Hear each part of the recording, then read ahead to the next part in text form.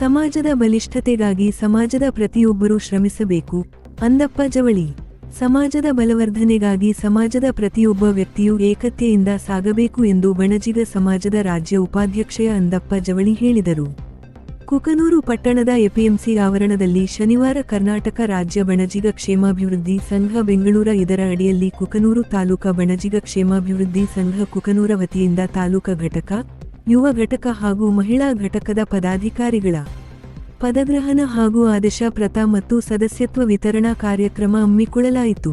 ಕಾರ್ಯಕ್ರಮ ಉದ್ಘಾಟಿಸಿ ಕರ್ನಾಟಕ ರಾಜ್ಯ ಬಣಜಿಗ ಕ್ಷೇಮಾಭಿವೃದ್ಧಿ ಸಂಘದ ರಾಜ್ಯ ಉಪಾಧ್ಯಕ್ಷ ಅಂದಪ್ಪ ಜವಳಿ ಮಾತನಾಡಿ, ಬಣಜಿಗ ಸಮಾಜದ ಏಳಿಗೆಗಾಗಿ ಬಣಜಿಗ ಸಮಾಜದ ಪ್ರತಿಯೊಬ್ಬ ವ್ಯಕ್ತಿಯೂ ಏಕತೆಯಿಂದ ಮುನ್ನಡೆದಾಗ ಮಾತ್ರ ನಮ್ಮ ಸಮಾಜ ಬಲವರ್ಧನೆಗೊಂಡು ಉನ್ನತಕ್ಕಿರಲು ಸಾಧ್ಯವಾಗುತ್ತದೆ. ಅದಕ್ಕಾಗಿ ಸಮಾಜದ ಯಾವ ವ್ಯಕ್ತಿಯೂ ಸಂಘಟನೆಯಲ್ಲಿ ಅವನು ಮೇಲು ಇವನು ಕೀಳು ಎಂಬ ಭಿನ್ನಾಭಿಪ್ರಾಯ ಬರದಂತೆ ನೋಡಿಕೊಳ್ಳಬೇಕು. ಸಂಘಟನೆಯಲ್ಲಿ ಅಧ್ಯಕ್ಷ, ಉಪಾಧ್ಯಕ್ಷ, ಪ್ರಧಾನ ಕಾರ್ಯದರ್ಶಿ ಸ್ಥಾನ ಹೊಂದಿದವರು ಅಹಂಕಾರದಿಂದ ನಡೆದುಕೊಳ್ಳದೆ ನಾವು ಸಂಘಟನೆಯ ಪ್ರತಿಯೊಬ್ಬ ಸದಸ್ಯರ ಸೇವಕರು ಎಂಬ ಮನೋಭಾವದಿಂದ ಕೆಲಸ ಮಾಡಬೇಕು ಎಂದು ಅವರು ಹೇಳಿದರು. ಬಣಜಿಗ ಕ್ಷೇಮಾಭಿವೃದ್ಧಿ ಸಂಘದ ಜಿಲ್ಲಾ ಘಟಕದ ಅಧ್ಯಕ್ಷ ವೀರೇಶ್ ಬಂಗಾರ ಶೆಟ್ರು ಮಾತನಾಡಿ, ಒಳಜಗಳ ಮರೆತು ಒಗ್ಗಟ್ಟು ಪ್ರದರ್ಶಿಸಿದರೆ ಮಾತ್ರ ಬಣಜಿಗ ಸಮಾಜ ರಾಜಕೀಯ, ಸಾಮಾಜಿಕ ಮತ್ತು ಆರ್ಥಿಕವಾಗಿ ಗುರುತಿಸಿಕೊಳ್ಳಲು ಸಾಧ್ಯ ಎಂದು ಅಭಿಪ್ರಾಯಪಟ್ಟರು. ಬಸವತತ್ವ ಮತ್ತು ಲಿಂಗಾಯತ ಧರ್ಮದ ಮೌಲ್ಯಗಳನ್ನು ಮೈಗೂಡಿಸಿಕೊಂಡಿರುವ ಬಣಜಿಗ ಸಮಾಜ ನಾಡಿನಲ್ಲಿ ಶ್ರೀಮಂತ ಪರಂಪರೆಯನ್ನು ಹೊಂದಿದೆ. ಸಮಾಜದ ಧ್ಯೇಯಗಳನ್ನು ಉಳಿಸಿ ಬೆಳೆಸಲು ಸಮಾಜದ ಯುವಕರು ಮುಂದಾಗಬೇಕು ಎಂದರು. ರಾಜ್ಯ ಕಾರ್ಯಕಾರಿಣಿ ಸದಸ್ಯ ಅಂದಾನಪ್ಪ ಅಂಗಡಿ ಪ್ರಾಸ್ತಾವಿಕ ನುಡಿಗಳನ್ನಾಡಿದರು. ವಿಶ್ವನಾಥ್ ಮಳಗಿ, ಜಿಲ್ಲಾ ಘಟಕದ ಗೌರವಾಧ್ಯಕ್ಷ ಸಂಗಣ್ಣ ತೆಂಗಿನಕಾಯಿ ಕಾರ್ಯಕ್ರಮ ಉದ್ದೇಶಿಸಿ ಮಾತನಾಡಿದರು. ತಾಲೂಕಾ ಘಟಕ, ಯುವ ಘಟಕ ಹಾಗೂ ಮಹಿಳಾ ಘಟಕದ ಪದಾಧಿಕಾರಿಗಳ ಪದಗ್ರಹಣ ಹಾಗೂ ಆದೇಶ ಪತ್ರ ಮತ್ತು ಸದಸ್ಯತ್ವ ಕಾರ್ಡ್ ವಿತರಣೆ ಮಾಡಿ ಅವರಿಗೆ ಗೌರವಪೂರ್ವಕ ಅಭಿನಂದನೆ ತಿಳಿಸಿದರು. ಈ ಸಂದರ್ಭದಲ್ಲಿ ಸಮಾಜದ ಮುಖಂಡರು ಬಸವರಾಜ ಜೋಳದ, ವಿಜಯಕುಮಾರ ಕರಡಿ, ಪ್ರಭು ಹೊಸಂಗಡಿ, ಶರಣಪ್ಪ ಗದಗಿನ, ಈಶಪ್ಪ ಅಂಗಡಿ, ಜಿಲ್ಲಾ ಕಾರ್ಯಕಾರಿಣಿ ಸದಸ್ಯ ಶರಣಪ್ಪ ಅಂಗಡಿ, ಜಿಲ್ಲಾ ಮಾಧ್ಯಮ ಪ್ರತಿನಿಧಿ ಮಂಜುನಾಥ ಅಂಗಡಿ, ಮಹಿಳಾ ನಿಯೋಜಿತ ಅಧ್ಯಕ್ಷರು ಅಕ್ಕಮ್ಮ ಅಂಗಡಿ, ಸಿ.ಎಸ್. ಅಂಗಡಿ ಅವರು ಕಾರ್ಯಕ್ರಮದ ನಿರೂಪಣೆ ಮಾಡಿದರು. ಬಣಜಿಗ ಸಮಾಜದ ಹಿರಿಯರು, ಮಹಿಳೆಯರು, ಯುವಕರು ಪಾಲ್ಗೊಂಡಿದ್ದರು. ವರದಿ ಚೆನ್ನಯ್ಯ ಹಿರೇಮಠ, ಕುಕನೂರು.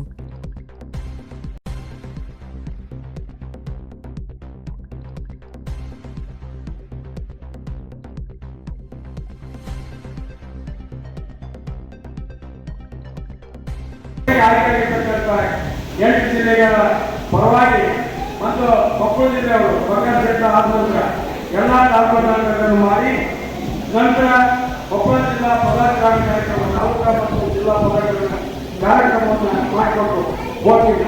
ಅದೇ ರೀತಿಯಾಗಿ ಮೊನ್ನೆ ಗಜನಗರದಲ್ಲಾಯಿತು, ನಾಳೆ 19ನೇ ನೆರವೇರಿದೆ. ಪ್ರತಿ ಗ್ರಾಮದಲ್ಲಿ ಕೂಡ ಪ್ರತಿಭಾ ಸಮಾರಂಭಗಳು ನಡೀತಾರೆ. ಈಗ ನಾನು ಮಾತನಾಡಲು ಹೇಳಿದ್ರು, ಏನಿಲ್ಲ ಈ ಸಂಘಟನೆ ಬಡವರ ಪರವಾಗಿ ಕೆಲಸ ಮಾಡತಕ್ಕಂಥದ್ದು. ಇದು ಅಧಿಕಾರ ಅಲ್ಲ, ಸೇವೆ ಮಾಡಬೇಕಂದ್ರೆ ಅಧಿಕಾರ ಬೇಕಾಗಿಲ್ಲ, ಒಳ್ಳೆ ಕೆಲಸ ಮಾಡಕ್ಕೆ ಅಧಿಕಾರ ಬೇಕಾಗಿಲ್ಲ.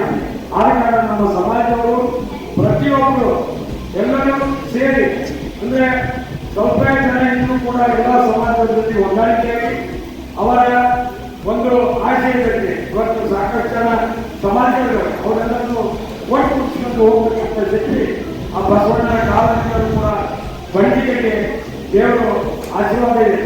ಆದ ಕಾರಣ ನಾವೆಲ್ಲರೂ ಇವತ್ತಿನ ದಿವಸ ನೋಡ್ತಕ್ಕಂಥದ್ದು ಏನಂದ್ರೆ, ವಿದ್ಯಾರ್ಥಿಗಳನ್ನ ಓದಲಿಕ್ಕೆ ವಿದ್ಯಾಭ್ಯಾಸ ಹೆಚ್ಚಿಗೆ ಮಾಡಿದಾಗ ಮೊನ್ನೆ ಒಬ್ಬರು ಡಾಕ್ಟರ್ ಗಜನಗರದಲ್ಲಿ ಒಬ್ಬರು MBBS ಆದರು ಮತ್ತು ಒಬ್ಬರು ಡ್ರಗ್ ಇನ್ಸ್ಪೆಕ್ಟರ್ ಆದರು.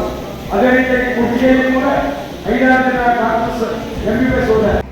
ಬಣಜಿಗ ಇತಿಹಾಸವನ್ನು ನೋಡಿದಾಗ ರಾಜ ಮಹಾರಾಜರ ಕಾಲದಿಂದಲೂ ಸಮಾಜದಲ್ಲಿ ಸಂತರಾಗಿ, ಶರಣರಾಗಿ, ಮಠಾಧೀಶರಾಗಿ, ಅನೇಕ ಮಠಾಧೀಶರಾಗಿ ಒಂದು ಹುಬ್ಬಳ್ಳಿಯ ಮೂತ್ರ ಸಿದ್ಧಿಕೇಶ್ವರರಿರ್ಬೋದು, ನವಗುಂದದ ಉಡುಗಟ್ಟಿಯಾಗಿರ್ಬೋದು, ಗುಲ್ಬರ್ಗದ ಕಲಬುರಗಿ ಮಹಾದಾಸೋಹಿ ಬರಗಾಲ ಮಠ ಸಂತಾನ ಸಂಜೀವಿನಿ ಒಂದು ಶ್ರೀ ಶರಣಬಸವೇಶ್ವರರ ಇರ್ಬೋದು, ಹಾಗೂ ಒಂದು ಹುಬ್ಬಳ್ಳಿಯ ಸಿದ್ಧಾರೂಢ ಅನೇಕ ಮಠಾಧೀಶರಾಗಿ ಈ ಸಮಾಜದಲ್ಲಿ ಆಗಿ ಹೋಗಿದ್ದಾರೆ.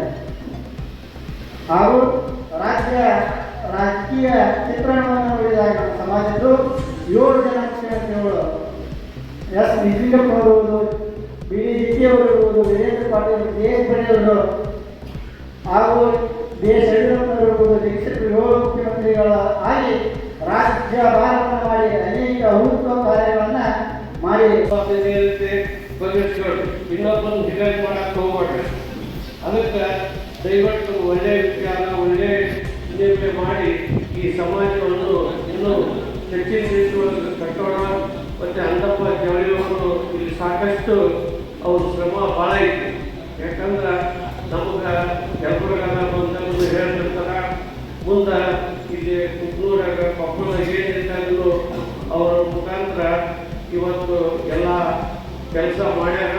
ಮತ್ತು ಕುಗ್ನೂರು ತಾಲೂಕ ಆಗ್ಬೇಕಂದ್ರೆ ಅಂದಪ್ಪ ಜವಳಿಯವರ ಕಾರಣ ನನ್ನೊಂದು ವಿಚಾರ. ಯಾಕಂದ್ರೆ ಅವತ್ತಿಂದ ಜಗದೀಶ್ ಶೆಟ್ಟರು ಇದ್ದಾಗ ಅವರು ಭಾಳಷ್ಟು ಶ್ರಮ ಮಾಡಿದಾಗ ಕುಗ್ನೂರು ತಾಲೂಕ ಆದಂತ ಒಂದು ವಿಚಾರ ನಮಗೆಲ್ಲರಿಗೂ ಗೊತ್ತಾಗುತ್ತೆ.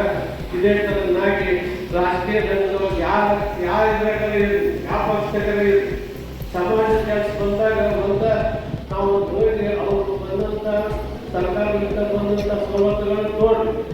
ಯಾಕಂದ್ರೆ ನಾವು ಕಾಂಗ್ರೆಸ್ನವರು, ಬಿಜೆಪಿಯವರು ಪಕ್ಷದ ಇದು ಬಂದು ನಾವು ಸಮಾಜ ವಿಷಯ ಬಂದಾಗ ಎಲ್ಲರೂ ಕೂಡಿ ಯಾರೇ ಎಮ್.ಎಲ್.ಎ ಭೇಟಿಯಾಗಿ ಯಾರನ್ನೇ ಒಂದು ಎಂ.ಪಿ ಭೇಟಿ ಆಗ್ಬೇಕಂದ್ರೆ ಎಲ್ಲರೂ ಕೂಡ ನೀವು ಭೇಟಿಯಾಗಿ ನೀವು ಯಾವುದೇ ಒಂದು ಕೆಲಸ ಕಾರ್ಯಗಳನ್ನು ನಿರ್ವಹಿಸಿಕೊಂಡು ಹೋಗಿ ಅಂತ ಹೇಳಿ ಈ